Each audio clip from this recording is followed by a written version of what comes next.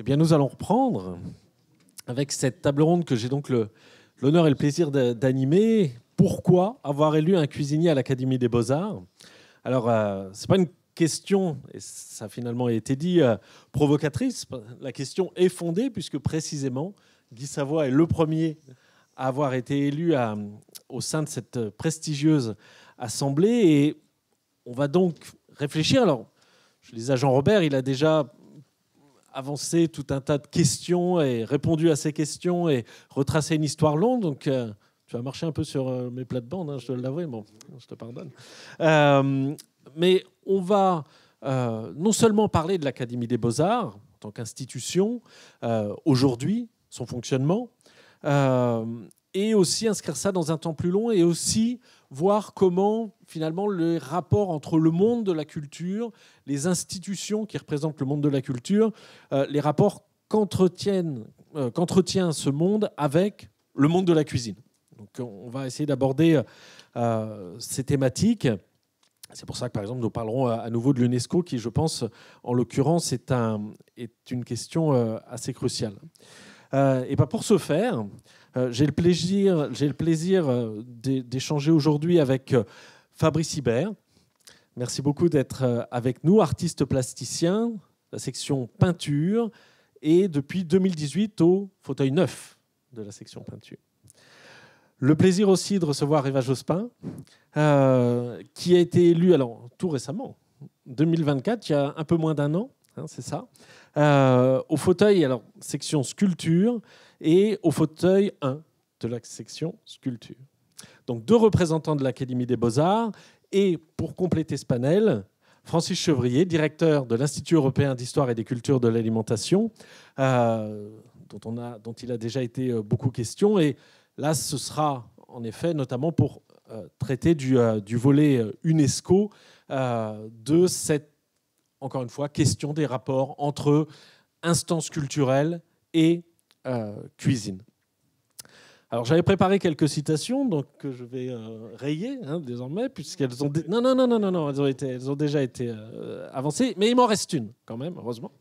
Et il m'en reste une, parce que, comme je le dis, ça s'inscrit quand même, cette question, sur un temps assez long. Alors, très long, je ne remonterai pas à Platon, mais au moins à partir de la fin du 19e siècle, on voit, quand les cuisiniers s'organisent en tant que profession et qu'ils, finalement, ne veulent plus être considérés ni comme de simples ouvriers, ni comme des domestiques, et qu'on voit à la fin du 19e siècle une vraie revendication de la profession qui se veut scientifique, qui se veut artistique, et qui vraiment affirme bien haut cette ambition. Et ce sera évoqué cet après-midi dans la table ronde. Et l'un des chefs qui est vraiment le porte-parole le plus éminent de cette ambition, c'est Phileas Gilbert, qui en 1883 s'exclame « donc il est cuisinier, quelle est notre position dans la société ? De par l'art que nous professons, nous avons droit au respect et à la considération de tous, car la cuisine peut et doit marcher de pair avec les arts libéraux.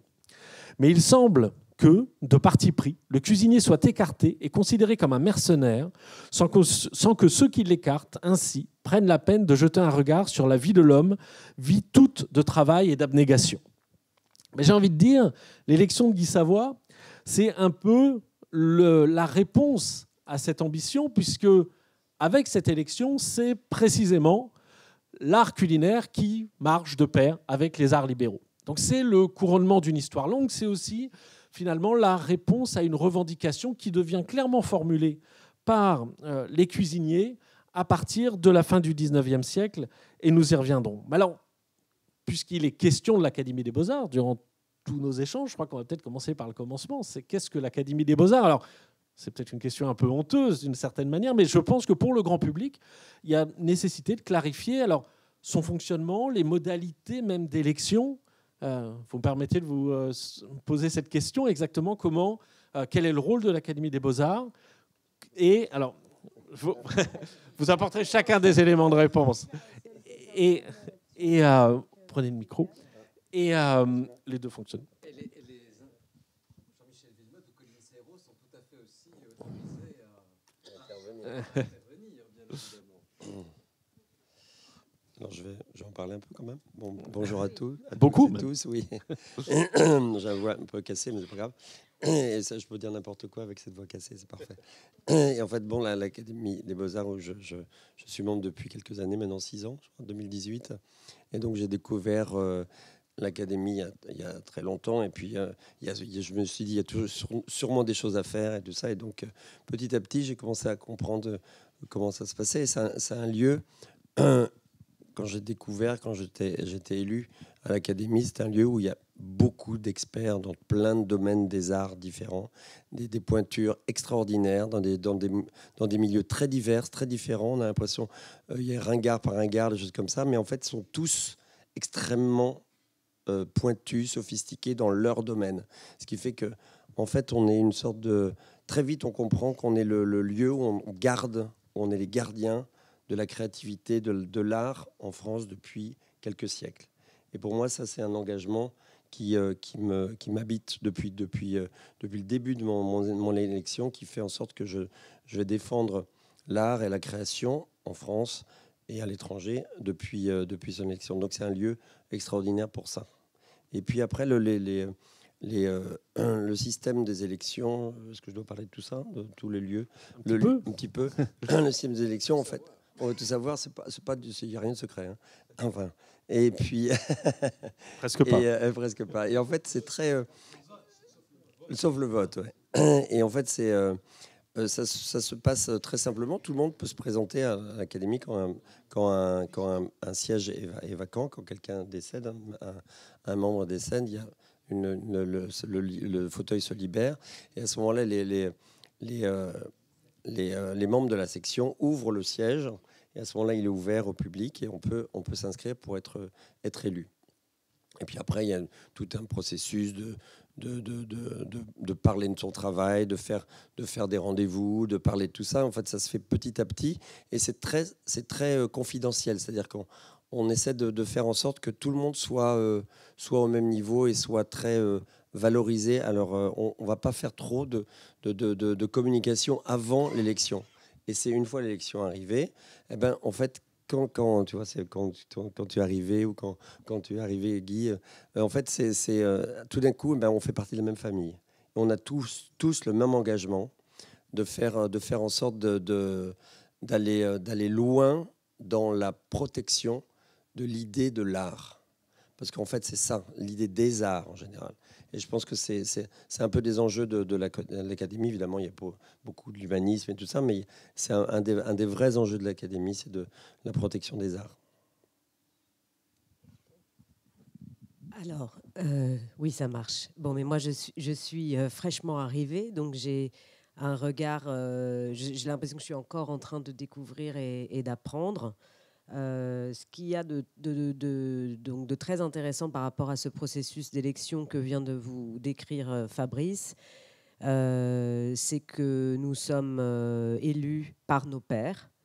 Donc, le fait même que ce soit les membres de l'Académie qui élisent un nouveau membre est en soi quelque chose de très spécial. Ce ne sont pas des comités de sélection, ce ne sont pas... Voilà, les formes de la nomination ne sont pas toujours comme ça très égalitaires par vos pairs. Donc déjà, ça c'est une chose que je trouve très intéressante. Et une fois qu'on est élu, il y a aussi cette très grande égalité entre nous, puisqu'il y a des membres plus ou moins jeunes. Moi, je fais partie des assez jeunes, mais il y a plus jeunes que moi. Et puis, il y a des gens qui sont dans des moments de leur travail ou de leur santé, puisqu'on est élu à vie, qui sont plus ou moins actifs, mais chaque voix a la même...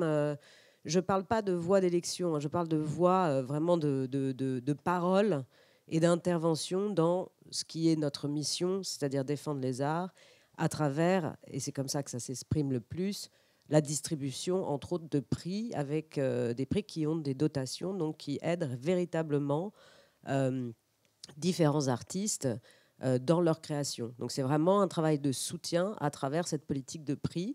Et donc c'est un lieu de soutien à la création, de générosité, mais pas parce qu'il n'y a pas d'aumône, hein, pas du tout, au contraire, c'est un soutien et une grande reconnaissance aux artistes d'exister et d'essayer de les accompagner dans ce qu'ils font, ce qui est quand même principalement ce qu'on fait. Et pour finir parce que je ne veux pas être trop longue non plus, sur le fait d'être nommé à vie, à mon avis, est une chose un peu anachronique, mais très importante parce que c'est ce qui permet cette égalité. C'est-à-dire qu'il n'y a jamais de moment où vous allez perdre votre fauteuil, il y aura une autre une élection, il peut y avoir une intrigue pour rester en place ou pas en place. Cette place, elle est faite. Et elle est faite pour le reste à vivre, entre guillemets. Et quand on rentre et qu'on est élu, on ne doit pas parler de soi. Alors, je ne l'ai pas encore fait, ce sera en juin. Mais on doit faire l'hommage de son prédécesseur. Pour l'instant, c'était surtout des prédécesseurs. Ce sera, j'espère, pas trop vite, parce qu'on aime toutes les femmes présentes à l'Académie, mais un jour... Une autre génération fera peut-être l'éloge de prédécessrices, de plus en plus, puisque l'Académie se féminise depuis surtout l'arrivée de Laurent Petit-Girard comme secrétaire perpétuel, qui a créé une dynamique vraiment forte de ce point de vue. Voilà, et je pense aussi... non, j'ai dit que j'allais terminer, mais finalement, ouais, j'en rajoute une couche. Au contraire. Je pense aussi que il y a beaucoup... On est dans un monde où les traditions, on essaye d'en créer des nouvelles, comme par exemple faire rentrer la cuisine dans le patrimoine mondial de l'humanité. Mais il y a aussi mais parce que justement, voilà, tout bouge, tout change, tout se transforme. Et le fait qu'une académie existe depuis tellement de temps et que cet espace et ce lieu soient dans un temps très long, là où cette expérience-là, qui à mon avis a été celle des hommes pendant de très longs moments de la culture et ne le sont plus, aujourd'hui, je trouve que c'est une forme de réflexion qui mérite d'exister et qui est particulièrement à la fois décalée et pertinente. Voilà. Donc là aussi, ça s'inscrit dans la longue durée. Et c'est une des forces, clairement, de l'institution. Francis, vous vouliez ajouter un mot sur ce... Oui, non, moi je voulais rebondir un petit peu. Alors, encore une fois, moi je suis là, je dirais un peu en pièce rapportée ce matin, puisqu'encore une fois, on aurait dû avoir Laurent Petit-Girard, hein, et parce que, comme vous l'avez souligné, c'est vrai que son rôle est extrêmement important dans l'élection de Guy Savoy, dans l'arrivée, je crois aussi, de Dame à l'Académie des Beaux-Arts, hein, puisque cette année, si je ne dis pas de bêtises, en 2024, l'année de votre élection, c'est 5 consoeurs qui ont été élus, donc 5 sur 16, je crois, c'est beaucoup d'un coup, si je puis dire, en 2024, par rapport à une longue histoire. Et ça, encore une fois, je pense que l'influence de Laurent Petit-Girard dans ce registre est importante. Alors moi, j'ai des questions surtout à vous poser pour en savoir un peu davantage. Alors, bon, je crois que c'est 67 fauteuils, hein, c'est ça, l'Académie des Beaux-Arts. Mais ça, donc c'est un chiffre qui est fixé dans le marbre, parce que l'Académie française, par exemple, Pascal, c'est 40. Depuis le début. Et l'Académie des Beaux-Arts, c'est 67. Alors pourquoi finalement 67 Est-ce qu'il pourrait y en avoir 70 ou est-ce que... Oui, on était aux 40 ou 50. Et puis, en fait, depuis quelques temps, il y a des sections qui sont rajoutées, en fait. D'accord. Des fauteuils qui sont ouverts, comme en chorégraphie, en dessin et en photographie aussi, il n'y a pas très longtemps non plus. Hein. Et en fait, et peut-être prochainement d'autres, je ne sais pas. Quand vous ouvrirez la section cuisine, par exemple, ou Guy autre chose. parle d'ouvrir la section cuisine, bien évidemment, au sein de l'Académie des Beaux-Arts. Hein, voilà. Donc là, ça pourrait être porté.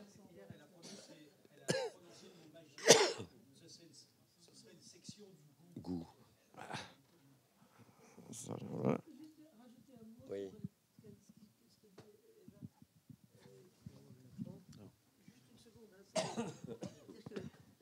Parce que Eva a parlé du classement de l'élection, c'est très important ce qu'elle a dit.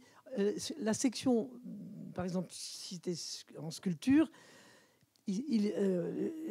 n'importe qui peut se présenter, mais la section classe les candidats. La section sculpture classe les candidats. Mais nous, ensuite, toute l'Académie vote. Donc quand on dit qu'on est élu par nos pairs, on est élu pas seulement par ceux de notre section. Et ça, c'est vraiment...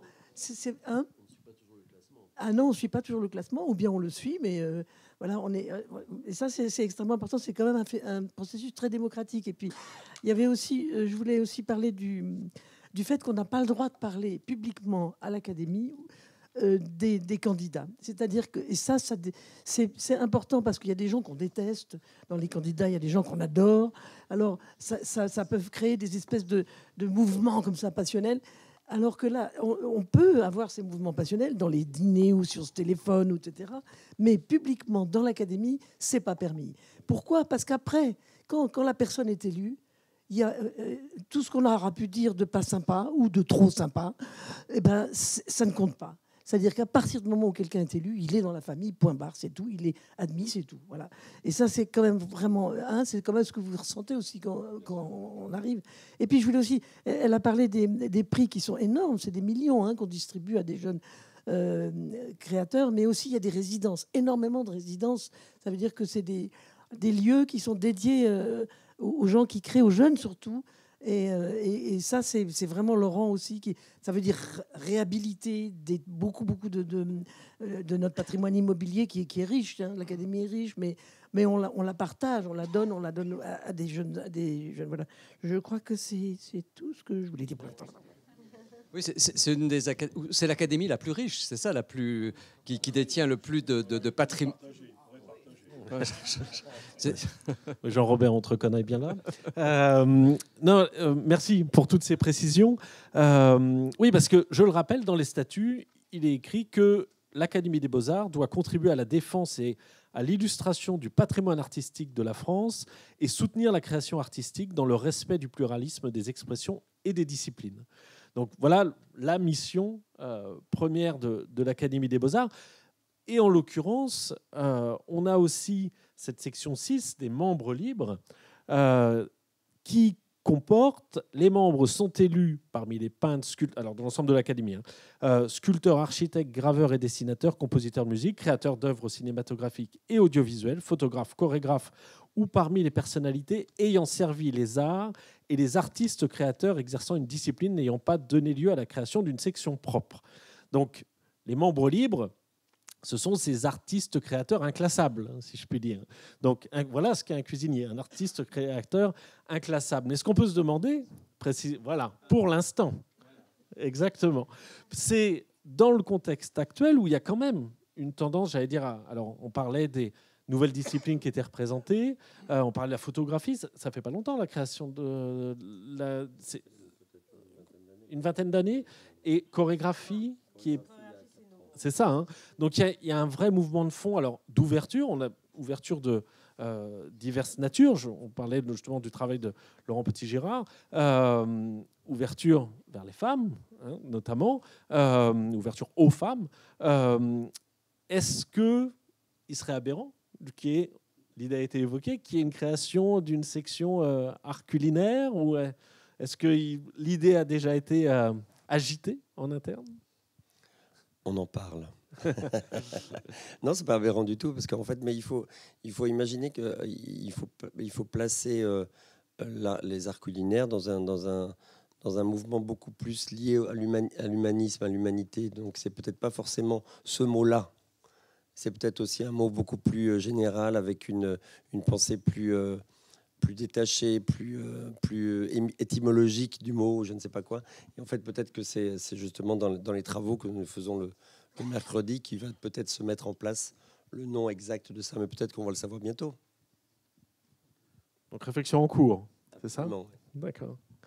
Non, parce que il y a ça a été évoqué, Jean-Robert t'en a parlé, l'élection de Pierre Cardin. Alors je ne sais plus, j'ai noté la date, c'est 1992, si je ne dis pas de bêtises. Et finalement, sauf erreur de ma part, Francis, on en discutait, je crois qu'il n'y a pas eu d'autres couturiers depuis. Donc la question, c'est... Voilà. La question, c'est ça. Il ne faut pas que ce soit un épiphénomène d'une certaine façon, mais peut-être une consécration sur la durée. C'est vrai ? Bon, d'accord. Bon, le débat est tranché alors. C'est vrai. Moi, je voudrais dire une chose par rapport au lien entre les arts, les beaux-arts et l'art culinaire. Et donc, c'est quelque chose qui va concerner peut-être plus les arts plastiques que d'autres arts. Mais je pense que, évidemment, il y a toujours eu une place de la représentation de la cuisine dans la peinture, par exemple, et dès l'Antiquité, puisqu'on a des fresques aussi romaines qui représentent aussi voilà, l'art culinaire ou la question de la nature morte. Alors ça, c'est plus le produit. Donc c'est quelque chose qui fait partie de la culture de la représentation, qui est un art en soi que moi, j'ai complètement adoré, évidemment, depuis toujours, parce que je suis très sensible à cette forme de représentation. Mais il y a eu un immense bouleversement déjà au 19e et puis surtout au 20e siècle, où les artistes se sont emparés de tous les thèmes et aussi de tous les matériaux. Il y a une grande transformation des matériaux de l'art. Et je pense qu'à partir du moment où il y a eu cette transformation des matériaux de l'art, la cuisine est devenue, d'une certaine façon, un nouveau matériau de l'art. Et les artistes, pas tous, mais certains, ont créé des passerelles très vivantes avec des choses qui sont périssables. Beaucoup d'artistes aussi ont travaillé la performance, qui sont aussi des choses, enfin des représentations éphémères de l'art vivant. Et la cuisine est un art vivant, mais qui a un point commun avec les arts plastiques et la sculpture et l'architecture, c'est que c'est un art vivant qui transforme la matière. Et nous aussi, nous transformons la matière. Notre travail, c'est de transformer la matière. Les arts vivants, la danse, la musique sont des arts vivants qu'on regarde, qu'on écoute, mais où cette matière n'est pas transformée par... ou peut-être on pourrait parler de la transformation du corps, mais en tout cas, nous avons en commun cette phase de transformation d'un matériau vers autre chose. Et c'est vrai que moi, personnellement, mais ça c'est dans les choses que j'ai pu regarder et aimer, certaines performances ou tableaux de Spoeri, le déjeuner sous l'herbe par exemple, qui a été enterré, puis il y a eu en 83 je crois, et puis il y a eu une fouille en 2010 pour le déterrer.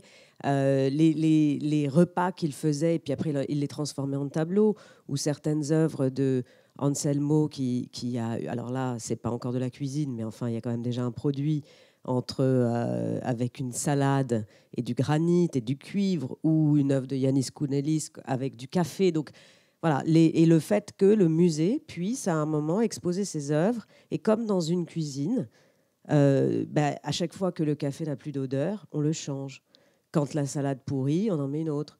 Et si vous voulez montrer cette œuvre, il faut avoir ce geste du cuisinier qui retourne au marché, qui va chercher son produit frais. Donc je crois qu'il y a eu quand même un partage extrêmement riche entre les artistes et les cuisiniers. Je ne vais pas citer plein d'autres choses, mais j'ai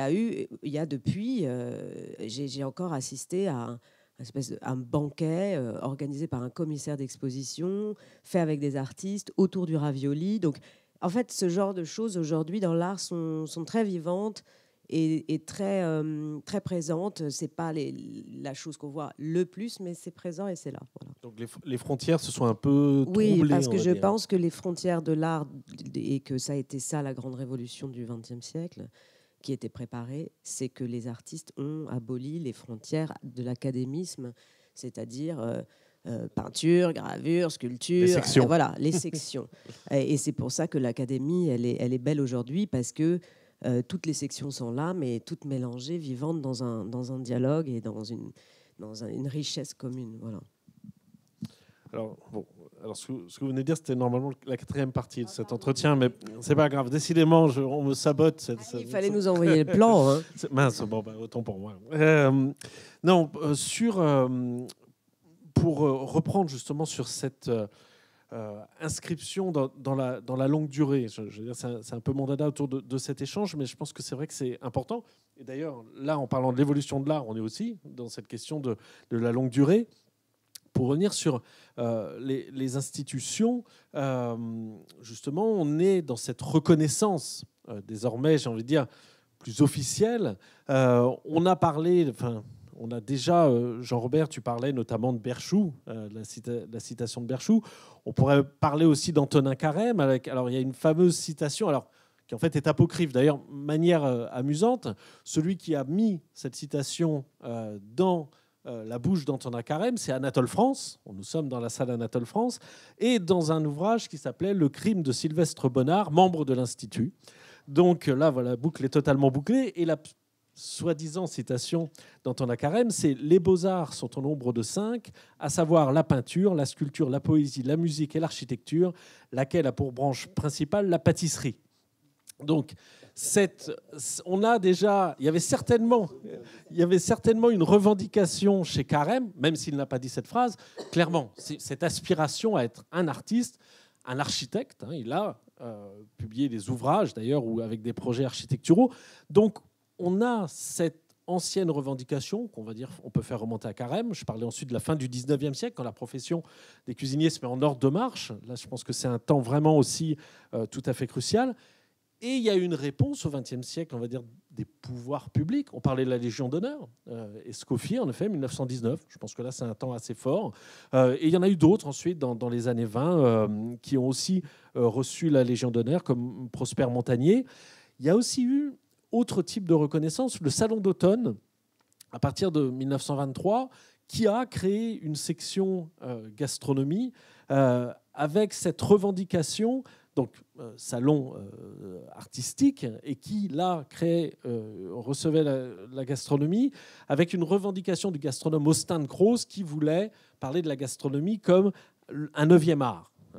Donc il y aurait à dire sur ce que réellement il entendait par là, il n'est pas toujours clair lui-même, mais pour dire que petit à petit, il y a sans doute eu comme ça cette reconnaissance par des institutions et par le monde de la culture. Donc c'est dans ce mouvement de fond, je crois, que s'inscrit votre élection, Monsieur Savoie. Et autre instance qu'on peut évoquer ici, évidemment, point qui a déjà été soulevé à plusieurs reprises, l'UNESCO. L'UNESCO, parce qu'il y a là aussi, alors j'ai envie de dire vraiment une grande instance de légitimation qui officiellement considère, je vais dire, l'alimentation, parce que ce n'est pas que la cuisine, c'est l'alimentation, des patrimoines alimentaires, justement, qui fait patrimoine. On a parlé d'une 50aine de dossiers, on a parlé du repas gastronomique des Français, on a parlé du couscous, mais à chaque fois, ce n'est pas un produit qui est inscrit sur la liste du patrimoine culturel immatériel. Ce sont des pratiques sociales, comme le repas gastronomique des Français, ou ce sont des savoir-faire. Donc c'est ça qui est inscrit.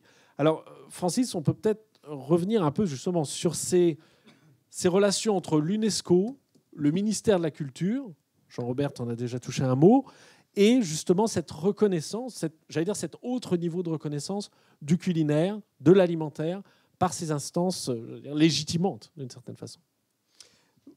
Oui, et encore une fois, de ce point de vue, l'élection de Guy Savoie à l'Académie des Beaux-Arts marque d'une pierre blanche ce chemin de la reconnaissance de la cuisine, de la gastronomie comme élément important de notre culture et de notre patrimoine. Ça le marque d'une pierre blanche, d'autant plus que cette histoire est longue. Vous l'avez rappelé, Loïc. Alors, en ce qui concerne l'UNESCO, en effet, même à l'UNESCO, cela dit, même à l'UNESCO, quand nous avons agité l'idée de faire inscrire des éléments de la gastronomie française sur la liste représentative du patrimoine culturel immatériel de l'humanité, et cette idée nous est venue d'ailleurs, que les choses soient claires, en lisant la définition que donne l'UNESCO, la Convention de 2003 sur le patrimoine culturel immatériel. Cette définition du patrimoine culturel immatériel, c'est la suivante. Donc, le patrimoine culturel immatériel est transmis de génération en génération. Il est recréé en permanence par les communautés et groupes en fonction de leur milieu, de leur interaction avec la nature et de leur histoire, et leur procure un sentiment d'identité et de continuité, contribuant ainsi à promouvoir le respect de la diversité culturelle et la créativité humaine. Le patrimoine culturel immatériel tel qu'il est défini au paragraphe ci-dessus se manifeste notamment dans les domaines suivants: les pratiques sociales, rituels et événements festifs, les connaissances et pratiques concernant la nature et l'univers, les savoir-faire liés à l'artisanat traditionnel. Donc je résume un petit peu parce que la définition est un peu plus longue, mais c'est pour dire que à la lecture de cette définition, on se dit, mais pourquoi pas la cuisine? Pourquoi pas faire inscrire des éléments de la gastronomie sur la... Et pour autant, malgré la définition, il a fallu aussi se battre un petit peu à l'UNESCO pour leur dire, mais écoutez, ils ne l'ont pas pris comme une évidence. On va dire que la cuisine pouvait s'inscrire, pouvait rentrer dans ce Saint des Saints, dans ce panthéon nouveau qui était... Il a fallu convaincre. Comme Jean-Robert le rappelait tout à l'heure, il a fallu aussi convaincre le ministère de la Culture à l'époque, qui franchement n'était pas très enthousiaste à cette idée, à tel point que nous sommes allés nous plaindre à un moment. Donc tu parlais de Georges-Marc Benamou, qui avait en effet soutenu le dossier, mais son successeur, dont je tairai le nom bonté d'âme, lui en revanche avait une autre... nous étions allés nous plaindre à l'Élysée à l'époque, parce que le ministère de la Culture n'y mettait pas suffisamment du sien dans ce combat. Or, à l'UNESCO, il commençait à nous dire, écoutez, si votre ministère de la Culture n'y croit pas à votre affaire, nous, c'est difficile d'être plus royaliste que le roi, d'une certaine façon. Et donc, nous étions allés nous plaindre à l'Élysée, et le conseiller culture à l'époque qui nous avait reçus, Jean-Robert et moi, Pierre, je crois, était là aussi. Alors, moi, je cite, certains connaissent cette phrase par cœur, mais je la cite toujours avec beaucoup de plaisir quand même, parce qu'elle reflète l'état d'esprit qui était celui de beaucoup de hauts fonctionnaires du ministère de la Culture à l'époque, et qu'on peut encore retrouver par certains aspects aujourd'hui. Alors, le type qui nous reçoit nous dit, le conseiller culture du président de la République, nous dit, écoutez, on va faire le job, on va passer les instructions au ministère de la Culture, puisque le président le veut, donc on va aller dans ce sens. Mais là je cite textuellement, il dit, mais enfin, messieurs, la cuisine, de vous à moi, ça fait pas partie de la culture. La culture, c'est ce qui élève l'âme, c'est l'opéra et les cathédrales. Refermez les guillemets. Donc, vous voyez un petit peu l'état d'esprit qui était celui à l'époque, voilà. Donc, alors d'où ça vient, je ne sais pas. Peut-être de l'idée que la cuisine doit être tenue un petit peu à distance du champ culturel, peut-être la philosophie grecque, l'ascèse prônée par la philosophie grecque, ou après la morale chrétienne qui tenait aussi à distance la gourmandise, hein, pour ne pas parler du péché de gloutonnerie. Hein. Donc peut-être que peut-être que ça vient de là aussi, mais cette idée que la cuisine devait être... Donc c'est pour ça que, encore une fois, moi je salue le geste de l'Académie des Beaux-Arts en élisant un cuisinier, parce que je trouve que ça fait bouger les choses, comme l'UNESCO a fait bouger les choses en son temps avec la définition que tu rappelais de la déclaration de Mexico en 82, qui élargissait le champ de la culture, la Convention sur le patrimoine culturel immatériel, ou plus récemment, dans un autre registre, moi je trouve un texte qui mériterait d'être vraiment connu de toutes celles et ceux qui s'intéressent à la cuisine, c'est la résolution du Parlement européen de mars 2013. Le Parlement européen a adopté une résolution en mars 2013. Alors, ça n'est qu'une résolution, c'est-à-dire un vœu pieux, en gros, qui n'engage pas les États membres, mais avec toute une série de recommandations dans le domaine de la culture et dans le domaine de l'éducation pour favoriser la cuisine. Et notamment, le Parlement européen donne une définition à tout un nombre de considérants, et avant de préconiser ces mesures, le Parlement déclare, considérant que la gastronomie est l'une des manifestations culturelles les plus importantes de l'être humain, et qu'il faut englober dans ce terme non seulement ce qu'on appelle la grande cuisine, mais également toutes les expressions culinaires des différentes régions et classes sociales, y compris la cuisine de tradition locale. Et je vous engage vraiment à lire cette résolution, elle n'est pas très longue, elle fait quelques pages, mais c'est un grand nombre de considérants qui sont absolument admirables et des mesures, des idées qui sont lancées par le Parlement pour promouvoir la cuisine et la gastronomie dans le champ de l'éducation, dans le champ de la culture, et qui invitent les différents États membres à se saisir de ces propositions. Et malheureusement, il faut bien constater, plus de 10 ans après, que peu de ces propositions ont été reprises. Oui, et d'ailleurs, dans la définition de l'UNESCO, enfin, de choses, je pense qu'il y a parmi tous les éléments de cet article 2 de ce qu'est le patrimoine culturel immatériel, je trouve que la notion de recréer en permanence, ça s'applique particulièrement bien à la cuisine. Cette idée de finalement s'appuyer sur, je vais employer le mot de tradition, et en même temps d'être dans une réinvention constante, une recréation. Là, je crois qu'on est au cœur de ce qu'est la cuisine. Et en effet, qui correspond donc à cet article 2 de la Convention. Voir aussi dans l'implication du ministère, je pense qu'il faut savoir que pour inscrire un élément sur la liste du patrimoine culturel immatériel, il existe aussi un inventaire national. Et d'ailleurs, il en sera question largement durant ces rencontres, François Rabelais, un inventaire national du patrimoine culturel immatériel. Et donc, il y a des éléments déjà à inscrire sur cet inventaire. Donc, l'UNESCO, j'ai envie de dire, tord un peu le bras quand même au ministère. C'est-à-dire qu'il y a eu la nécessité, l'obligation de mettre en place cet inventaire qui fait que le ministère, de fait, maintenant s'intéresse au patrimoine culturel immatériel, ça va de soi, mais donc à l'alimentation, à la cuisine et aux arts culinaires. C'est un élément qui, j'ai envie de dire, qui maintenant s'inscrit quand même dans la politique du ministère de fait. Oui, enfin, elle doit quand même parfois. Alors là, je parle sur le contrôle aussi. J'ai vu que Lily Martinet était présente dans la salle et je la salue et je la remercie d'être présente. Et elle supervise avec ses collègues l'ensemble des questions liées au patrimoine culturel immatériel. Mais encore une fois aussi, il est parfois nécessaire de solliciter l'intervention du politique. On a parlé du rôle de Guy Savoy pour le repas gastronomique des Français, mais encore plus récemment, quand la baguette, quand il s'agit de faire inscrire la baguette, les savoir-faire artisanaux liés à la baguette, donc dossier qui était porté notamment par la Confédération de la boulangerie, et bien là aussi, il a fallu que le président de la République intervienne pour faire mettre ce dossier sur le haut de la pile aussi. C'était voilà, donc c'est encore un état d'esprit qui est Oui, moi je voulais poser une question à Fabrice. Excusez-moi, j'interviens comme ça. Je change un peu le cours, puisque finalement j'ai cassé la 4e partie, donc je vais casser la 3e. En fait, bon, la question c'est pourquoi avoir élu un cuisinier à l'Académie des Beaux-Arts, mais il y a des relations entre les cuisiniers et les artistes. Et Fabrice, quand on va déjeuner à l'Hôtel de la Monnaie, on a la chance d'être émerveillé par ce qu'on déguste et en même temps d'admirer tes œuvres, parce que tu as fait des œuvres in situ, c'est pas des fresques, mais c'est des peintures vraiment dans cette salle à manger. Il y a beaucoup d'œuvres à toi chez Guy, et j'aurais envie que tu nous racontes avant, en fait, des liens qui sont peut-être un peu moins formels que l'UNESCO ou Mexico 82.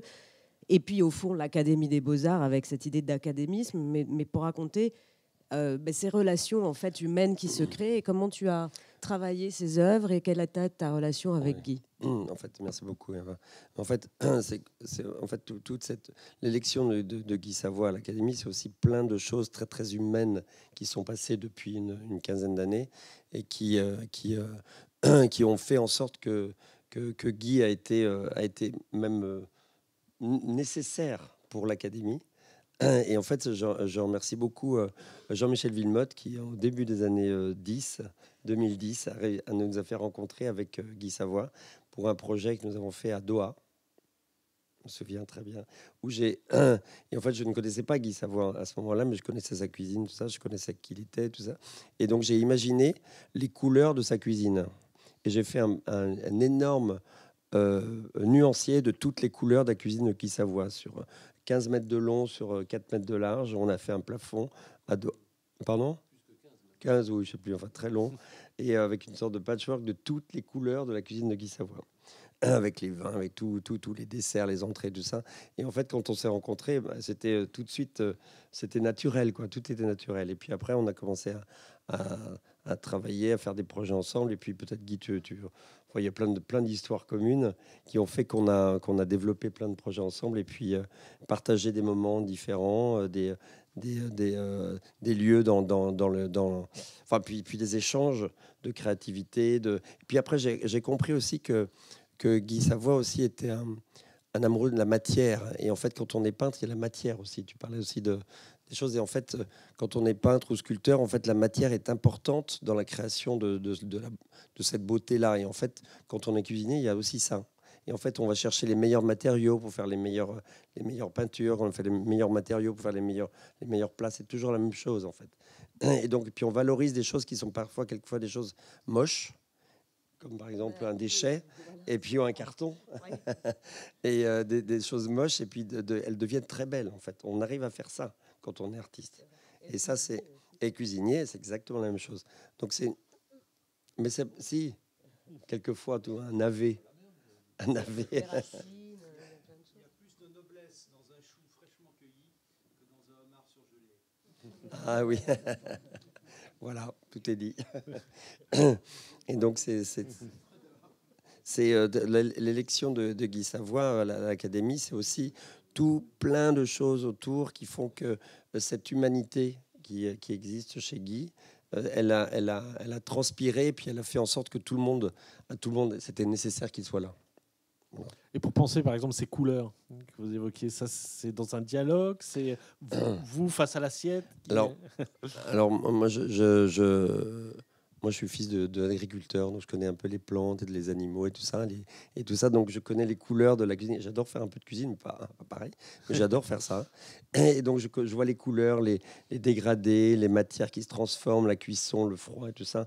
Et en fait, tout ça, j'ai essayé de leur présenter, d'essayer d'imaginer la pensée, j'essaie de me mettre à la place. C'est comme dans mes tableaux en général, j'essaie toujours de me mettre à la place de la chose que je représente. Par exemple, mes premiers tableaux, c'était je représentais des pluies, la pluie, peindre la pluie. On fait pas la pluie comme ça. Et puis à un moment donné, je me suis dit, mince, la pluie, c'est pas ça. Et je me suis mis à la place de la goutte d'eau pour tomber. En fait, je me suis dit, la goutte d'eau, elle va voler, elle va se transformer, elle va être au vent et tout ça. Donc, elle fait pas des traits droits, elle fait des courbes comme ça. Et en fait, c'était la même chose. Et à chaque plat, je pense à une salade, un jambon, un poivre et tout ça. Et en fait, je faisais toutes ces couleurs-là.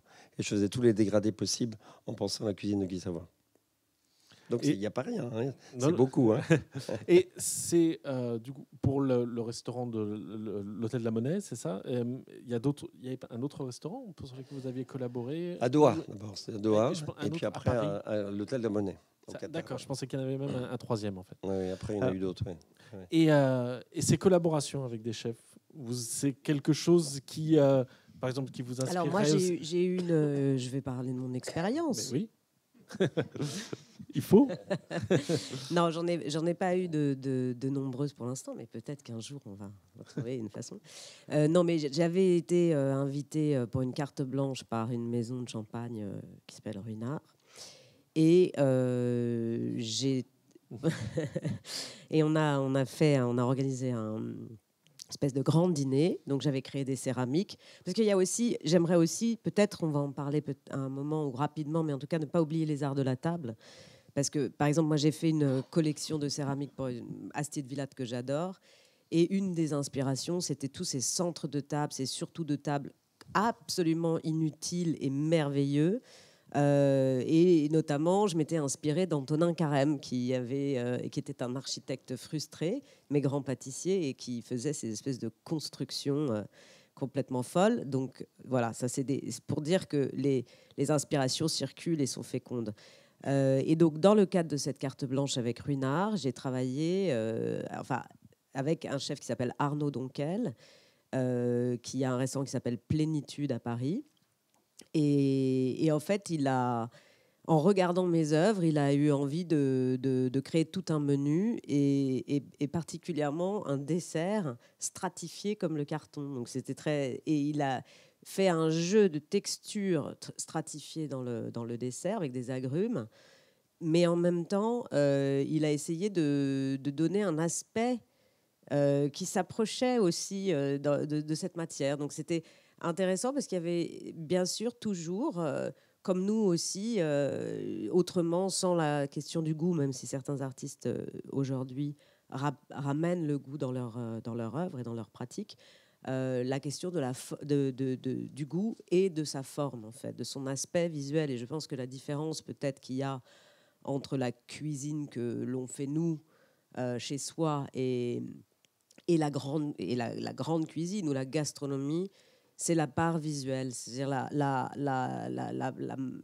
pâte qui est absolument unique à chaque cuisinier, qui fait que visuellement, il va y avoir une présentation qui est une signature autant que les recettes, les mets et leur transformation, en fait. Et ce travail se faisait, je veux dire, un peu chacun de votre côté ou dans un vrai dialogue? Non, on a beaucoup discuté. Après, quand on fait soi-même quelque chose, on a un immense respect pour la. Enfin, moi, en tout cas, j'ai un grand respect pour le savoir-faire et la science de quelqu'un. Donc, évidemment, je me serais jamais permise de suggérer un plat à Arnaud Donquel. L'idée, c'était plutôt de voir qu'est-ce que provoquait chez lui comme idée le fait de regarder mes œuvres. Et finalement, je pense que Fabrice a fait la même chose de son point de vue d'artiste. C'est-à-dire que si moi, on me disait créer une œuvre en pensant à la cuisine de Guy Savoy, et ben peut-être que je chercherais une forme ou quelque chose qui voilà, pour que ça prenne vie. Et je pense que la conversation que j'ai eue avec Arnaud Donquel, c'était lui qui cherchait à donner une forme et gustative et visuelle à ce que lui a inspiré mon travail. Et ce que Fabrice nous a raconté, c'est exactement la même chose, mais de son point de vue d'artiste. Je pense aussi, avec Guy Savoy, c'est aussi un lieu, l'endroit de la cuisine, tout ça, c'est un lieu d'expérience. Un lieu d'expérience où il met en place des tests, des choses, il crée des formes, il crée des situations qui peuvent permettre aussi de faire comprendre à celui qui vient manger chez lui de notre façon de voir le monde. Et en fait, on le voit avec des effets, des éléments différents, des inventions en permanence. Et ça aussi, c'est un élément important. Il n'est pas seulement cuisinier, il met en place une façon de vivre. Et en fait, c'est ça aussi qu'on aime beaucoup à l'Académie, c'est que c'est pas quelqu'un qui est uniquement un métier, mais c'est aussi toute une façon de vivre, une façon d'être, un comportement, une humanité entière, en fait. Et il amène avec lui plein d'autres éléments. Il y en a.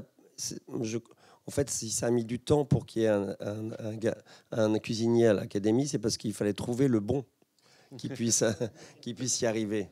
Et en fait, c'est pas le plus... Ah, c'était ça le plus près, il est à côté, oui.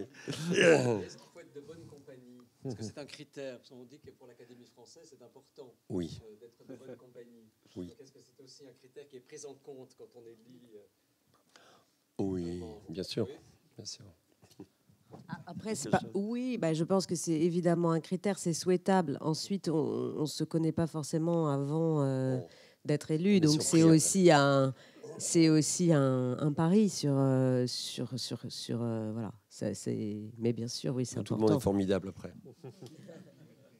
Surtout que vous avez insisté sur cette sociabilité, sur cette égalité. Donc, j'imagine que c'est vrai qu'on se retrouve un peu sur cette notion de convivialité dont la gastronomie est supposée être porteuse. Donc, c'est un peu aussi... vous n'avez, je crois, pas employé ce mot de convivialité pour parler des... Mais c'est peut-être quelque chose qui, au fond, est au cœur du fonctionnement de l'Académie. Une des choses qui est au cœur du fonctionnement de la vie... de la vie sociale de l'Académie, ce sont les déjeuners. Une fois par mois, on a un déjeuner des membres et des rapporteurs de l'Académie. Et c'est... Chacun votre tour. Non, alors bon, on a la cuisine elle est bien. On va pas critiquer ça. Mais c'est ce qui est... Voilà. Non, mais ce qui est... Et c'est vrai que c'est un moment... vraiment très agréable parce que on s'assoit où on veut, donc chaque fois, moi qui viens, je suis pas là depuis très longtemps, mais ça me permet de m'asseoir avec les architectes, avec les compositeurs, de discuter comme ça avec des gens différents à chaque fois Et c'est donc en fait, une grande partie de cette vie de l'académie se passe autour d'un déjeuner. Donc cette convivialité, pardon, elle est très très française, quoi. Voilà, très française. Repas gastronomique des Français, voilà. Voilà, La boucle est bouclée. Plaisir partagé. Et on en discutait hier. Il y a justement dans ce dialogue du monde de l'art, du monde de la cuisine, une autre instance qui fait une place de plus en plus importante à l'art cuisinière, aux cuisiniers, c'est la Villa Médicis. Là, je pense qu'on a un très bel exemple aussi de ce nouveau statut, je crois qu'on peut dire, cette nouvelle reconnaissance dont bénéficie Oui, on en a la parlé cuisine. hier justement parce que j'ai été pensionnaire à la Villa Médicis en 2016-2017. On précise peut-être un peu ce que c'est, la Villa Médicis. La Villa Médicis, c'est aussi un lieu extraordinaire qui a été créé il y a plus de 300, à peine plus que 350 ans, donc en même temps que les académies, c'est-à-dire c'est tout un soutien et un rayonnement de la culture française à travers Louis XIV, Colbert, et qui ont créé un certain nombre d'académies et cette résidence, et Richelieu, oui, et cette résidence à la Villa Médicis, dont tu as été pensionnaire toi aussi. Non? Ah bon. Alors, bon. C'est pas trop jeune ou trop vieux. Et voilà. Et il y a eu quelques artistes chefs, je crois, mais qui étaient plus des artistes qui travaillaient avec la matière cuisine, entre guillemets. Mais depuis qu'est arrivé Sam Struzé, donc le nouveau directeur, il a créé... en fait, il y a un pensionnaire cuisinier en résidence en même temps que tous les autres pensionnaires et qui cuisine pour tous les pensionnaires, tous les jours. Et donc, c'est une chef qui est espagnole, il me semble, ou non, elle est moitié japonaise, coréenne. Actuellement. Oui, elle est moitié colombienne et moitié japonaise ou coréenne, je ne sais plus. Alors, bref, et donc elle cuisine. Il faut donc le cuisinier ou la cuisinière, enfin la chef, parce que c'est une chef ou un chef, va vraiment faire un projet pour la villa, comme nous, pensionnaires, on présente un projet pour notre année de résidence. Et puis, il va y avoir un jury qui va nous choisir ou pas. Et donc maintenant, depuis, je crois que c'est la 3e année, un des pensionnaires ou une des pensionnaires chaque année est un chef ou une chef et qui a le rôle de cuisiner en plus chaque jour pour ses copensionnaires. Voilà. Alors, et je disais que l'originalité, justement, c'est ça. C'est que, par contre, il y a cette obligation, j'allais dire, de pratiquer son art et de produire une œuvre chaque jour, puisqu'il faut donc que les repas soient préparés, contrairement aux autres pensionnaires. C'est-à-dire, les autres pensionnaires n'ont pas l'obligation. Voilà. Donc, il y a on revient sur le fait que finalement, avec la gastronomie et l'alimentation, eh bien, s'il y a cette consommation quotidienne, on peut ne pas aller à l'opéra, disait-on, tous les jours. Par contre, il faut quand même se nourrir. Donc, bientôt, il y aura peut-être un jardinier à l'académie. Ça a été souhaité. Jean-Robert en parlait. À l'académie de la Villa Médicis, pardon, aussi. Ça n'a jamais été le cas. Les paysagistes, oui, mais jardiniers, non. Mais il y a eu des paysagistes qui ont été pensionnaires. Donc là, en fait, on a, je pense, ce mouvement de fond. Et de la même manière, Pascal Pascaloré a organisé une série de conférences au sein de l'Institut, au sein de l'Académie, autour de la gastronomie. Donc il y a cette légitimation quand même qui semble vraiment de plus en plus forte et par tout un tas d'instances. Et est-ce que par contre, depuis tout à l'heure, il y a un peu cette question en filigrane, c'est-à-dire qu'on a le sentiment que ce mouvement va progressant, mais est-ce que vous sentez encore, au sein de l'Académie des Beaux-Arts ou ailleurs, on parlait peut-être du ministère, des réticences, des résistances tacites ou explicites? Est-ce que c'est quelque chose, est-ce qu'il y a encore à convaincre d'une certaine manière? Il faut convaincre tous les jours. Un bon repas et on est convaincu. Hein. C'est ça, oui, c'est l'avantage. Mais je pense qu'il y a des représentations qui vont au-delà des personnes qui sont présentes et qui sont académiciens aujourd'hui sur la place des arts et une hiérarchie dans les arts. Et c'est justement peut-être cette vision-là que que les artistes, dès le début du XXe siècle, ont cherché à renverser. Et donc, pour nous, c'est fait. Il faut que ce soit... Voilà. Puisqu'en plus, on parle des arts de la table, mais l'art contemporain et l'art moderne, ça a été aussi la table rase. Hein, donc voilà, c'est fait. Tout est en train de se reconstituer en permanence. Donc, pour nous, c'est assez évident. Mais c'est vrai que parfois, même je vois dans la représentation de ce qu'est... Alors, tous les arts en général, et la cuisine, et l'artisanat, et les arts plastiques, c'est vrai que nous, parfois, on a du mal à faire comprendre que notre rôle n'est pas forcément d'être dans des canons esthétiques ou la beauté. Enfin, que la question de la beauté n'est plus forcément la question fondamentale de l'art contemporain aujourd'hui. Pour certains, oui, pour d'autres pas. Et c'est vrai que parfois, il y a des représentations qui sont très anciennes, qui sont très ancrées dans les cultures et dans les projections qu'ont les publics quand c'est pas leur monde, en fait. Alors c'est peut-être ça qui bouge aujourd'hui.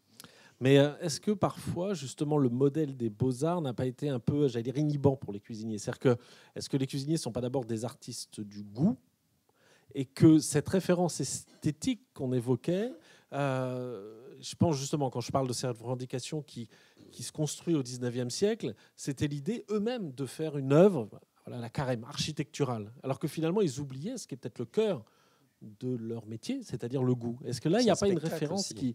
Ouais. C'est un spectacle aussi. Je pense qu'il y a plein de choses dans le cuisinier, c'est quelqu'un qui met en place quelque chose, vraiment des comportements. Et en fait, c'est pas qu'une chose fermée comme ça. C'est pas que la chose du goût, c'est aussi plein de comportements. Je pense que c'est important, ça, non ? Oui, bien sûr, mais je pense aussi que peut-être les cuisiniers font ce que nous avons fait, je dis nous, comme un grand nous bizarre, mais nous les artistes, c'est-à-dire qu'on a voulu se hisser et rejoindre ce qui était considéré comme les arts nobles et dont tout ce qui touchait à la matière ne faisait pas partie des arts nobles. On a eu la chance d'avoir un rappel très, très passionnant et cultivé ce matin. Et donc, je pense que les artistes sont les premiers à avoir voulu dire non, en fait, les arts nobles ne sont pas que le fruit de la pensée. Ça peut être la matière. Comme si la matière avait... On parlait du problème d'ingérer des choses et de ce que devient la nourriture, ce qui est peut-être trop clair pour s'en détacher, un stigmate. Mais je pense que les artistes aussi ont voulu à un moment sortir de leurs conditions d'ouvriers des arts pour devenir des génies, accéder à ce panthéon du génie. Et peut-être que les cuisiniers comprennent que c'est leur tour, quoi, de le faire et d'aller vers... et qu'en fait, le génie et le talent, ils s'expriment dans bien des domaines, et évidemment pas seulement dans la peinture, la sculpture et l'architecture. Mais je crois que ça, c'est assez clair maintenant. Archi clair. Et précisément dans ce dialogue, pour reprendre un point qui a été évoqué, dans ce dialogue art, et on l'a peut-être pas encore assez souligné, et art culinaire, beaux-arts, il y a la question des arts de la table, en effet. Et vous avez travaillé avec Sèvres, si je ne dis pas de bêtises, hein, c'est ça, hein, sur une série d'objets. D'objets, mais aussi... En fait, moi, j'aime bien l'histoire de comment tenir ce qu'on va manger. Et puis la fabrique de la céramique aussi, c'est une chose de la cuisson, la terre cuite. Juste comme ça. Enfin, par exemple, pendant le confinement, j'avais à côté de chez moi, il y a une fabrique de terre très très ancienne qui date depuis 2000 ans. Ils faisaient des briques. Et en fait, j'avais décidé de faire. J'imaginais qu'à la fin du confinement, on va faire un grand festin. Donc j'avais fait 800 assiettes où j'ai dessiné tous mes dessins. Je me suis dit, on va peut-être tous disparaître, il n'y aura plus de papier. Donc j'aurais au moins dessiné sur des céramiques, je ne sais pas trop. Et donc j'ai dessiné tous mes croquis sur des assiettes. Donc j'ai toutes les assiettes. Et on va faire, j'espère, un grand festin un jour. Ah, parce que finalement, il n'a pas eu lieu. Si, enfin j'en ai fait des petits pour l'instant, mais 800, c'est beaucoup quand même. C'est un projet à monter, je ne sais pas, à l'hôtel de la Marine. Mais il y a tellement de choses, oui. Il y a tellement de choses à faire avec les arts de la table. L'invention du spectacle. Le spectacle de la table, c'est génial. C'est ça. C'est génialissime. Et là, on a justement... Alors, Là, ça fait à plusieurs reprises d'Antonin Carême. On est en plus ce service à la française qui qui était d'abord esthétique. Et d'ailleurs, là, il y avait même une tension entre le goût et l'esthétique, parce que ce service à la française, et Antonin Carême en convenait, il était fastueux. C'était une vraie mise en scène de la table. Mais par contre, pour que cette mise en scène ait lieu, les aliments refroidissaient, et donc il y avait là un enjeu. Bon, c'est vrai, c'est ennuyeux, mais voilà, la cuisine française a besoin de ce service à la française qui flatte l'œil et qui épate la galerie. Donc on n'est plus là-dedans, évidemment, mais il y a cette question des arts de la table qui est toujours un moyen, évidemment, de rendre fastueux le cadre du repas, incontestablement. Avant de passer aux questions, peut-être justement une dernière puisqu'on a finalement égrené une histoire un peu longue avec différents marqueurs qui je pense, attestent d'une consécration de plus en plus forte par notamment les instances culturelles. J'allais dire, et demain, quel autre type de consécration, de récompense, c'est pas le mot, mais en tout cas d'honneur peut-être. À quel type d'honneur peut s'attendre la cuisine? Selon vous, quelle perspective on peut avoir désormais, et de la part de quelles instances pour la cuisine française? Et d'ailleurs, je me posais la question, et à l'étranger d'ailleurs. Je ne sais pas si dans d'autres pays, est-ce qu'il y a cette reconnaissance à travers différents dispositifs? Je ne sais pas si vous avez une idée sur ça. Personnellement, non. Je ne sais pas. Moi, justement, avant de parler de demain, je vais revenir un tout petit peu sur hier, parce que parler d'autres dispositifs, j'aimerais rappeler quand même un de nos faits d'armes aussi à l'université de Tours. Ouais. C'est quand même que l'université de Tours, pour la première fois en France, c'était à l'occasion du 10e anniversaire de l'IEHCA, nous avons fait des chefs cuisiniers docteur honoris causa. Ça ne s'était jamais fait dans une université en France, et ça ne s'est jamais fait depuis, au demeurant. En France, j'entends, ça se fait ailleurs à l'étranger. Et donc c'est vrai donc en 2013, 4 cuisiniers, des étrangers, puisque en France c'est un peu particulier, pour être fait docteur honoris causa d'une université française, je parle sous le contrôle des éminents universitaires de la salle, il faut être étranger, ce qui n'est pas forcément le cas ailleurs. Donc ce qui nous épargnait de devoir choisir des chefs français déjà, voilà. Bon, bref, à l'époque. Mais donc 4 chefs étrangers, donc certains ne sont plus parmi nous, mais Pierre Winans, Philippe Rochat, Kyumi Mikuni, donc Rochat Suisse, Winans Belgique, Mikuni Japon, et puis Martin Berasategui, Espagne, Pays Basque, ont été faits docteur honoris causa de l'université de Tours, avec une belle cérémonie en toge, tout ça.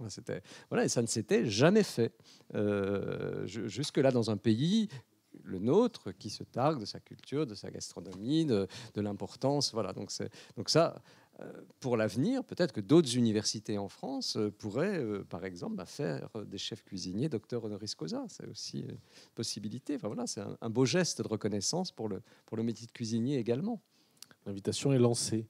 Et votre point de vue là-dessus, sur d'autres, j'ai envie de dire, puisqu'on a parlé de la Villa Médicis, évidemment de l'Académie des Beaux-Arts, est-ce que vous auriez alors peut-être que c'est une colle, j'en ai peut-être... finalement un moyen de, rendre davantage hommage même aux arts. D'autres académies des Beaux-Arts, à ma connaissance, qui a élu franchement, il faudrait voir si les autres académies étrangères l'ont fait. Moi non plus, mais bon,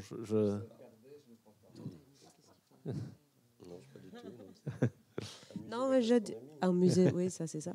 Mais non, je pense qu'il faut aussi, alors au-delà de d'autres honneurs, on trouvera forcément, il y aura des idées, mais je pense aussi que il faut faire attention peut-être à cette ironie de vouloir, d'être en train justement de donner des honneurs à la cuisine à un moment où en fait, dans les pratiques quotidiennes, elle est très menacée. Donc il ne faut pas oublier ça. Et parfois, en France, on sait donner des honneurs à des moments parce qu'au fond, dans le quotidien, on s'en occupe plus. Donc parfois, les palmes académiques ou la distinction, c'est une façon, ça peut être un cache-misère. Donc ça, je ne le souhaite pas du tout.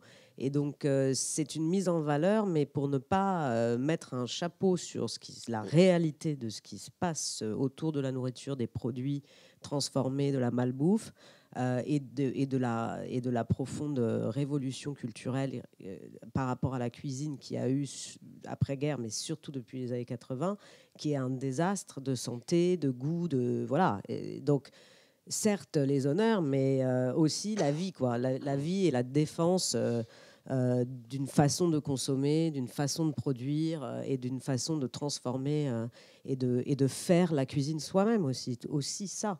Voilà, c'est peut-être faire des vous voulez prix. dire. Imaginer des nouveaux prix aussi, peut-être, pour des jeunes chefs ou Les honneurs des choses. permettent aussi d'attirer l'attention justement sur la cuisine, sur la nécessité de bien se nourrir. C'est vrai que l'école a un rôle à jouer. L'école a un rôle à jouer important. On parlait tout à l'heure de Jack Lang quand il était, encore une fois, dans les années 2000, 2001, 2002, ministre de l'Éducation. Il avait, je dirais, relancé un grand plan pour l'art à l'école, qui malheureusement n'a pas été repris après par ses successeurs. Mais parmi les 12 disciplines enseignées dans ce plan d'éducation pour l'art à l'école, il y avait la cuisine. Elle faisait partie de ces... Et je pense enseigner aux enfants, alors qu'aujourd'hui, on le sait, les cuisiniers le savent bien, introduire à l'école des aliments, enfin, tout ça, c'est très compliqué, enfin, c'est quasiment impossible. Voilà. Alors que moi, je suis très admiratif, par exemple, de ce qu'ont fait les Anglais. Là aussi, au collège, les Anglais ont initié un programme où, au niveau du collège, après les 4 années de l'équivalent du collège chez nous, en Angleterre, les enfants doivent maîtriser la réalisation d'une quinzaine de plats.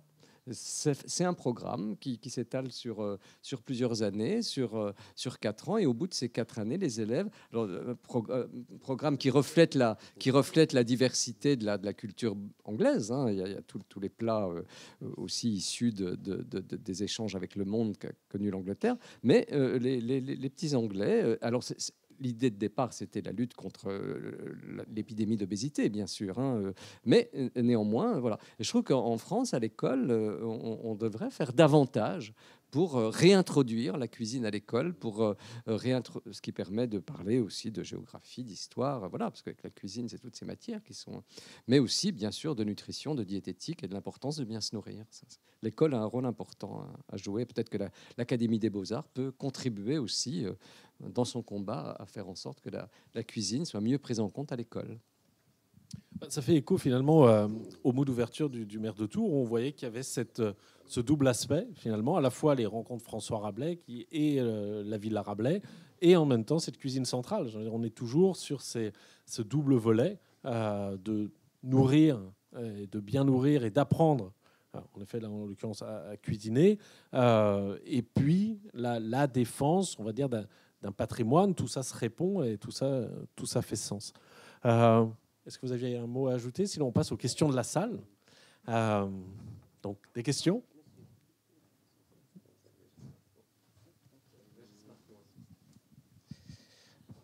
Bonjour à tous et à toutes. Simplement un ressenti. Je suis chef cuisinier et pour vous dire toute notre fierté dans la profession, je ne représente pas la profession, bien entendu, mais toute la fierté de voir Guy Savoy entrer à l'Académie. Nous en sommes très fiers. C'est de parler de ce métier qui a évolué aussi, puisqu'il n'y a pas si longtemps que ça, on va dire 30 ans, 20 ans, un jeune, une jeune fille disait à ses parents, je vais apprendre la cuisine. Oh, la cuisine. Et maintenant, c'est devenu un métier noble. Ah oui, tu vas apprendre la cuisine. Donc, il y a eu une évolution. Et le fait que Guy entre à l'Académie, on le reprend pour nous aussi. C'est un peu de la noblesse de notre métier. Et je dis, ça tombe à point parce que de tout ce que vous dites, avec Guy et d'autres chefs peut-être qui sont là, on s'y retrouve. Parce que dans ce métier-là, on côtoie, pas par nécessité, mais par passion, des peintres, des sculpteurs, parce que c'est ce qui nous enrichit aussi. Et c'est pour ça que c'est intéressant d'en parler. Alors, une question, parce que je ne veux pas parler que de mon ressenti, mais vous parlez de l'école des enfants, bien entendu. Et peut-être par rapport aux autres arts, comment est ressentie cette jeunesse maintenant qui vit dans un monde un peu différent que nous, avec les réseaux sociaux, etc. Moi, j'imagine la cuisine aussi. Vous en parliez à l'instant, puisqu'il est en train de se mettre en place sur le territoire l'école de goût. Ce n'est pas évident. J'ai retenu, je connaissais un peu le système anglais. C'est important parce que, vous le disiez tout à l'heure, Eva, il y a une problématique, bien sûr, de l'alimentation, pas qu'en France, hein, dans d'autres pays aussi, avec les produits transformés. C'est important que, si l'académie peut faire avancer le schmilblick, c'est extrêmement important parce que c'est d'utilité publique, de santé publique, bien entendu, mais en même temps, c'est tout un patrimoine qu'il y a derrière. Ce sont tous des producteurs. Et moi, j'y vois de l'énergie dans le fait que, je ne dis pas Guy, je dis notre métier entre dans l'académie parce qu'il le représente tellement bien. Voilà, merci. Merci. Réaction ? Oui, il y a une chose aussi, une valorisation qu'il faudrait peut-être mettre sur le producteur de produits pour la cuisine. Parce qu'en fait, c'est très dévalorisé. Les agriculteurs ont une très très mauvaise image à cause de plein de trucs. Et je pense qu'il y a peut-être quelque chose à faire, je ne sais pas à quel niveau, pour valoriser ce moment de la production des bons produits. Je pense que c'est une chose qui est vraiment très très très fragile en ce moment. Oui, on évoquait un peu les dégâts un peu des 30 glorieuses des années 80, qui tout à fait. Une autre question ? Pourquoi avoir élu un cuisinier ?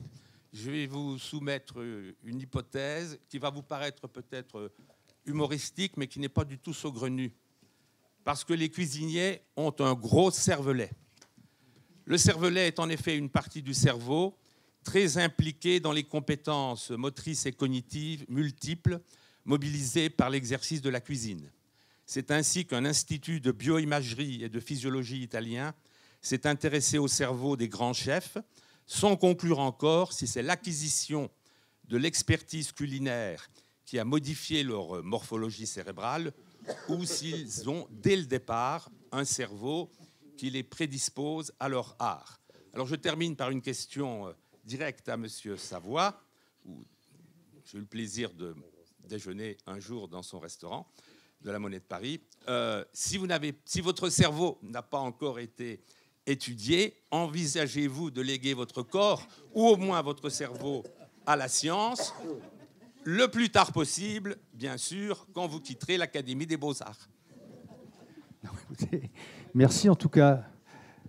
Je vérifierai cette singularité anatomique, mais j'ai un vrai problème avec les IRM. Je suis claustro et je peux malheureusement pas rentrer dans le tube. Bon, mais c'est pas grave. Non, mais j'aimerais rebondir moi sur les produits parce que bon, on parle de malbouffe. Alors moi j'ai grandi j'étais enfant dans les années 60. Et dans les années 60, qu'est-ce qu'on disait ? On disait qu'en l'an 2000, on mangerait que des pilules. Bon, ben, pas vrai. On mangeait du poulet qui avait parfois le goût de poisson. Ça n'existe plus. Quand on voit une pub de marque de poulet, on les montre en liberté parce qu'on voudrait que nos poulets soient tous labellisés poulet de Bresse. Donc ça veut dire qu'il y a une belle évolution. Les pommes, la pomme. On trouvait qu'une seule variété de pommes en surproduction, c'était la golden. Faites le tour des marchés aujourd'hui, vous avez bien une vingtaine de variétés de pommes, avec donc 20 types de sensations totalement différentes. Donc moi je me dis, le rôti de veau, je me souviens un jour ma mère qui avait mis un rôti de veau au four qui avait réduit d'un tiers à la cuisson. Ça n'existe plus. Maintenant, on peut trouver des bons produits. Ça existe, il suffit de se balader sur les marchés. C'est vrai que le premier rôle du cuisinier, c'est de prendre son panier, c'est vrai, et de le faire, et de faire son marché. Et si on est vigilant, si on est curieux, ben on peut trouver aujourd'hui des produits d'excellente qualité. et surtout dans cette région en plus, qui est vraiment, je vais dire, gâtée pour tout ce qu'on peut y trouver, aussi bien en vin qu'en fromage, qu'en légumes, qu'en tout ça. Donc, c'est vrai qu'il faut rester vigilant, mais je pense que la qualité des produits s'est considérablement améliorée en 50 ans. Voilà. Donc, il faut continuer. Note d'optimisme, donc. Juste un petit mot pour rebondir sur ce qu'a dit Eva il y a un instant. Effectivement, qu'on parle beaucoup de gastronomie, qu'on élise un cuisinier à l'Académie des Beaux-Arts, c'est formidable. Et c'est quand même le signe un petit peu inquiétant du fait qu'il y a derrière une espèce d'abandon de l'art de cuisiner par beaucoup de Français. Et on nous avait reproché, quand on a monté le dossier avec les ministères français et avec l'UNESCO, de vouloir affirmer avec arrogance que nous avons la meilleure cuisine au monde. D'ailleurs, ça avait été dit par le président Sarkozy lorsqu'il a fait l'annonce de cette démarche au Salon de l'Agriculture. Le discours était totalement prêt. On l'avait préparé avec Pierre Saner, le paragraphe qui concernait, et Guy Savoie, le paragraphe qui concernait la demande d'inscription du repas gastronomique. Et Nicolas Sarkozy lève les yeux de son discours. Et la France va déposer un dossier à l'UNESCO pour faire reconnaître, etc. Et il lève les yeux devant un aréopage où il y avait les journalistes du monde entier, parce que naturellement, la France a la meilleure cuisine au monde, a-t-il dit. Donc, ce qui nous a été reproché, en plus, c'est le jour où il avait dit à un visiteur du Salon de l'Agriculture qui ne voulait pas lui serrer la main, casse-toi, pauvre con, rappelez-vous. Donc, la presse n'a parlé que de ça. C'est deux gaffes importantes. Mais ce que nous avons toujours dit, et Francis peut en témoigner, c'est que si nous déposions ce dossier, c'était plutôt pour inciter les Français à reprendre le chemin de leur jardin potager, de leur marché, de leur casserole, de leur cuisine, de leur table. Et je vous conseille, si vous ne le connaissez pas, d'aller voir le petit film de 9 minutes qui a été bricolé avec 3 sous, qui est sur le site de l'UNESCO, qui accompagne, comme tous les dossiers, il y a un petit film, 9 minutes je crois, qui accompagne le dossier de demande et qui montre des familles tout à fait ordinaires. En fait, c'est des copains à nous qui ont joué le rôle d'acteurs et qui cuisinent pour des amis, qui transmettent les recettes aux enfants. On voit un gamin en train de tourner une mayonnaise, etc. C'est-à-dire qu'on est dans de la cuisine simple, pas du tout dans le luxe. Et on avait volontairement presque exclu tout ce qui est repas d'État, repas somptueux à l'Élysée ou à Versailles, et tous les grands restaurants de ce film, pour que l'on ne nous accuse pas de promouvoir uniquement une forme artistique élitiste. Mais c'est vraiment, dans notre esprit, c'était pour inciter les Français à se réapproprier ce patrimoine essentiel que tout le monde reconnaît dans le monde. Beaucoup d'habitants de la planète disent que c'est en France qu'on mange le mieux. Je ne suis pas sûr que ce soit vrai, mais ça fait partie de notre réputation. Bah, au moins, essayons de la mériter un tout petit peu.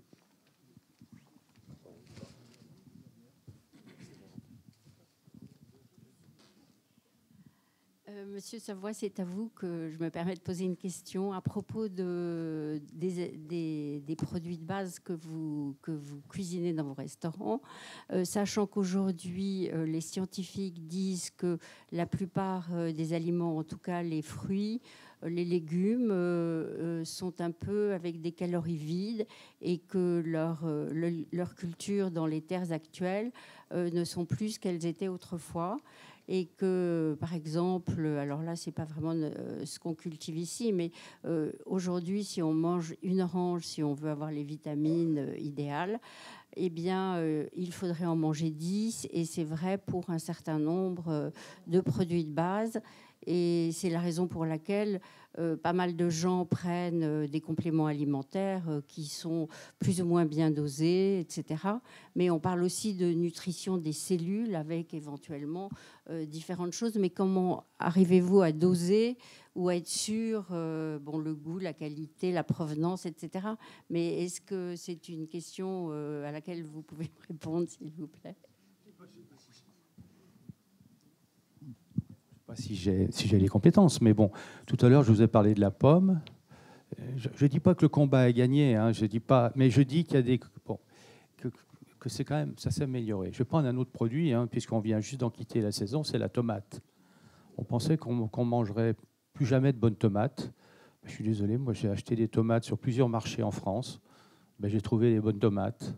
qui avait du goût, qui était parfumé. Et encore une fois, oui, je crois que nous sommes tous des consommateurs vigilants, et tous les produits extrêmes dont je vous ai parlé tout à l'heure, je ne vais pas comment dire, parodier Jean-Pierre Coff, mais je crois que ça s'est considérablement amélioré. Il faut qu'on soit de plus en plus vigilant. Et je pense qu'il y a une prise de conscience des agriculteurs. Là, il y a un représentant de l'agriculture, je ne sais pas s'il est toujours là. J'ai eu beaucoup de plaisir à échanger tout à l'heure avec lui. Et non, je crois qu'il faut... ça existe. Il faut aller et encore une fois sur les marchés. Moi, je trouve qu'on est le pays où on doit avoir le plus de marchés. Et d'ailleurs, de nombreux étrangers viennent s'installer en France grâce au marché, parce qu'ils ont pas ça chez eux. Donc voilà. Mais c'est vrai qu'il faut surtout pas. Il faudrait pas que le drame des années 60 revienne. Ça, c'est certain. Mais j'ai pas l'impression qu'on en prend le chemin. J'ai l'impression qu'il y a cette prise de conscience. D'ailleurs, la preuve, hein, les questions le prouvent bien. Que cette prise de conscience va nous empêcher de sombrer et qu'au contraire, continuer d'avancer. Pensez aux pommes et aux tomates. Et aux œufs, absolument. D'autres questions ? Oui, bonjour. Ma question s'adresse à nos différents académiciens présents aujourd'hui. On parle souvent de la malbouffe. Pour moi, l'une des premières réponses reste l'éducation. Si M. Chevrier avait parlé des résolutions de 2013, on l'a évoqué aussi très succinctement en quelques mots dans la loi Egalim, l'éducation à l'alimentation. Et donc si pour les académiciens, le rôle est de défendre, d'illustrer et de soutenir, comment aujourd'hui vous pouvez soutenir souvent des initiatives très isolées pour l'éducation à l'alimentation auprès de nos jeunes? Alors, bon, là, il faut vraiment être très réaliste.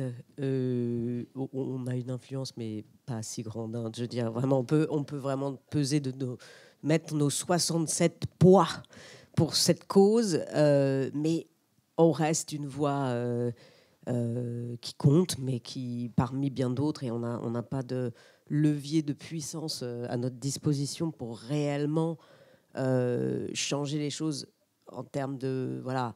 Mais on est une voix on est une petite voix, et la petite voix, elle peut être insistante et finalement rentrer dans la tête de beaucoup d'autres personnes qui eux aussi avec leur énergie pourront le faire. Mais voilà, faut pas non plus surestimer nos possibilités. En fait, on peut créer des phrases qui peuvent permettre d'être diffusées par la suite, qui vont faire naître quelque chose, c'est certain. Mais il faut planter des arbres, cueillir des choses, créer peut-être des écoles ou des résidences spéciales sur les hôtels. Et puis c'est vrai qu'il faut apprendre aux gamins à bien manger. L'éducation, c'est le principal, ouais, c'est sûr. C'est ça aussi. Un top chef académie, un truc comme ça, non, je sais pas. Une dernière question. Au fond, la dernière question.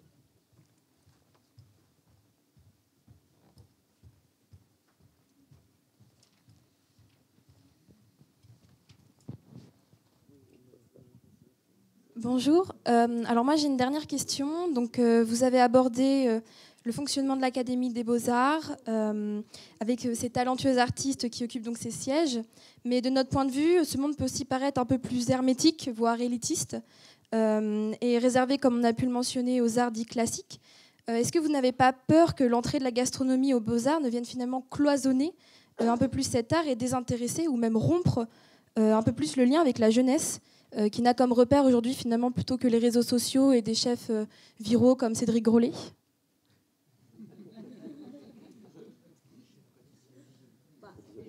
Non, mais je pense que c'est ce que dit Guy. Enfin, c'est ce qui a été dit. Non, c'est pas Guy, c'est monsieur qui est intervenu. Voilà, Régis. Et il a dit quelque chose qui m'a touchée. Et c'est vrai, je l'ai constaté aussi autour de moi. En effet, un jeune, moi j'ai des amis dont les enfants sont cuisiniers ou sont en train d'apprendre à devenir chef. Là où moi, quand j'ai fait mes études, ça aurait été compliqué dans des familles qui avaient...